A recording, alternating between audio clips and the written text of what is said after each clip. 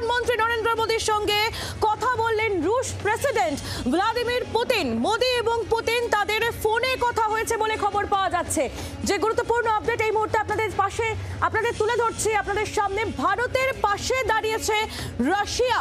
ভারতের পাশে থাকার বার্তা দিয়েছেন ভ্লাদিমির পুতিন। হামলাকারী এবং মদতদাতাদের শাস্তি হওয়া উচিত, নরেন্দ্র মোদীকে ফোনে বলেছেন রুশ প্রেসিডেন্ট। এক্স হ্যান্ডেলে পোস্ট করে এই কথা জানিয়েছেন বিদেশ সচিব রণধীর জয়সওয়াল। পেহেলগাঁও আবহে মোদী পুতিন ফোনে কথা। জঙ্গি হামলার তীব্র নিন্দা জানিয়েছেন রাশিয়ার প্রেসিডেন্ট ভ্লাদিমির পুতিন। কথা বলবো রাজীব চক্রবর্তী, আমাদের প্রতিনিধি রয়েছেন সরাসরি আমাদের সঙ্গে। রাজীব, পেহেলগাঁও আবহে অন্যতম শক্তিধর রাশিয়া, তার প্রেসিডেন্ট ভ্লাদিমির পুতিনের সঙ্গে নরেন্দ্র মোদীর ফোনে কথা এবং রাশিয়ার ভারতের পাশে থাকার বার্তা কতটা গুরুত্বপূর্ণ?